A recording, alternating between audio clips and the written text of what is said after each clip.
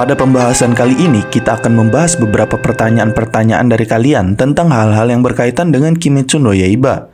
Dan kali ini kita akan menjawab pertanyaan dari beberapa viewer. Nah, sekarang mari kita bedah dan kita jawab dari pertanyaan-pertanyaan kalian.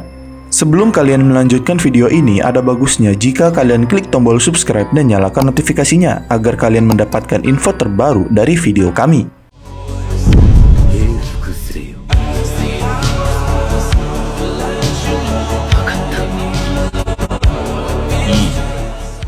Pertanyaan yang pertama, jika Muzan menjadi Hashira, seberapa kuat dia dan apa teknik pernafasannya? Jika kita mempertimbangkan kejadian di mana Muzan sang antagonis pemburu iblis Kimetsu no Yaiba menjadi seorang Hashira, kita dapat berspekulasi tentang potensi kekuatan dan teknik pernafasannya. Namun perlu diingat bahwa ini hanyalah dugaan belaka dan bukan bagian dari cerita aslinya. Nah, untuk kekuatannya, jika dilihat sebagai nenek moyang iblis, Muzan memiliki kekuatan dan kemampuan luar biasa yang melampaui sebagian besar karakter dalam serial ini. Jika dia menjadi seorang Hashira yang sudah menjadi puncak kekuatan dan keterampilan manusia dalam ilmu berpedang dan pernafasan, kekuatannya mungkin akan sangat luar biasa. Atribut fisik Muzan saja sudah tangguh, seperti kecepatan, kekuatan, dan regenerasinya. Dan semua itu, jika Muzan menjadi Hashira, itu akan semakin ditingkatkan dengan pelatihan dan juga teknik Hashiranya, yaitu pengembangan teknik pernafasan tingkat lanjut. Mengenai teknik pernafasannya, karena Muzan pada dasarnya adalah Raja Iblis yang juga bisa mengendalikan darahnya, bisa dikatakan Muzan adalah pengguna teknik pernafasan yang sedikit berbeda, yang mana Hashira Muzan ini akan menggunakan bentuk kontrol nafas khusus yang disebut gaya pernafasan untuk meningkatkan kemampuan tempurnya dengan setiap gaya yang dikaitkan dengan elemen atau konsep tertentu. Namun, Muzan yang sebagai iblis dan bukan manusia tidak memiliki teknik pernafasan konvensional seperti itu yang terkait dengan Hashira. Nah, dalam skenario ini, teknik pernafasan Muzan mungkin berkisar pada kemampuan iblisnya yang unik. Salah satu kemungkinannya adalah teknik bloodthirst breathing, yang mana darah Muzan memainkan peran penting dalam teknik pernafasan ini yang dapat memberikan kekuatan luar biasa kepada orang-orang yang ia ubah menjadi iblis. Dengan teknik bloodthirst breathing, Muzan dapat memanfaatkan kekuatan darahnya, memasukkannya ke dalam serangannya dan memperkuat kemampuan fisiknya. Teknik ini dapat melibatkan manipulasi darah yang memungkinkan dia bisa membuat proyektil yang mematikan atau meningkatkan kemampuan regeneratifnya. Tapi semua dari pembahasan ini adalah hanya spekulasi karangan belaka, karena Muzan tidak pernah menjadi Hashira dalam cerita aslinya. Jika memang benar Muzan menjadi Hashira dan menjadi manusia, maka ada kemungkinan bahwa ada iblis lain yang menggantikan Muzan sebagai Raja Iblis, sehingga itu memungkinkan kalau Muzan sudah tidak lagi hidup di era Heian seperti cerita aslinya.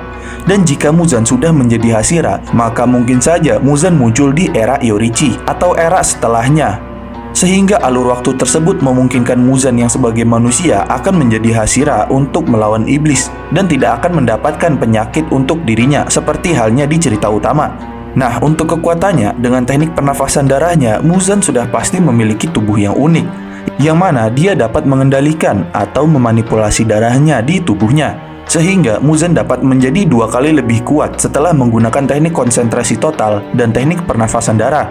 Dengan tekniknya ini, Muzan dapat mengatur aliran darahnya untuk membuat adrenalinnya tinggi, serta mempercepat dan memperkuat gerakan dan serangan saat menggunakan teknik pernafasannya secara langsung, dan memberikan fokus yang sangat tinggi, serta refleks yang sangat tinggi dan ketahanan yang sangat tinggi. Dan kekuatannya ini, jika dibandingkan, dia bisa dikatakan gabungan antara Sanemi, Giyu, dan Tengen. Karena dengan teknik pernafasan Muzan bisa menjadi 2 kali lebih kuat dan lebih cepat dengan Hashira normal lainnya. Serta karena refleks yang sangat tinggi, dia dapat mengikuti serangan lawan bagaikan teknik pernafasan air seperti Giyu, dan juga dapat membuat pendengarannya semakin sensitif dan menganalisa serangan musuh dari suaranya. Dan itu semua akibat dari Muzan yang dapat mengendalikan aliran darahnya. Selain itu, untuk perbandingannya, bisa dikatakan dia akan sedikit lebih kuat dari Gyume yang terbilang terkuat di antara para Hashira normal lainnya. Pertanyaan kedua, apakah iblis bisa memakan makanan manusia? Tentu saja iblis tidak bisa memakan makanan manusia. Tubuh mereka pada dasarnya berbeda dengan manusia, dan keberadaan mereka bergantung pada konsumsi daging dan darah manusia. Iblis dalam serial ini memiliki kebutuhan metabolisme khusus agar kekuatan hidup manusia dapat menopang diri mereka dan meningkatkan kekuatan iblisnya. Karena pada dasarnya, tubuh mereka tidak dapat memproses atau memperoleh manfaat apapun dari mengkonsumsi zat-zat yang bukan berasal dari tubuh manusia. Karena itulah alasan salah satu mengapa iblis terus memburu dan memakan manusia adalah karena kelangsungan hidup dan pertumbuhan mereka bergantung pada konsumsi daging dan darah manusia saja. Tapi di sisi lain, mungkin iblis juga bisa makan seblak. Tapi bukan sembarang seblak, yaitu seblak daging manusia, dan kuah dari seblaknya adalah darah manusia ditambah bubuk cabai supaya cita rasa seblaknya tidak hilang. Karena seblak adalah makanan khas Bandung, bisa jadi ada iblis yang tinggal di Bandung, Indonesia. Pertanyaan ketiga, Genya mode iblis Kokushibo melawan iblis bulan bawah, siapa yang paling kuat? Jika Genya Shinazugawa yang memperoleh peningkatan kekuatan setelah memakan daging iblis Kokushibo menghadapi iblis bulan bawah dalam pertempurannya, kemungkinan besar itu akan memberikan keuntungan yang cukup besar. Setelah memakan daging iblis bulan atas yang kuat seperti Kokushibo, Genya akan menyerap sebagian dari kekuatannya dan kemampuannya yang sangat luar biasa.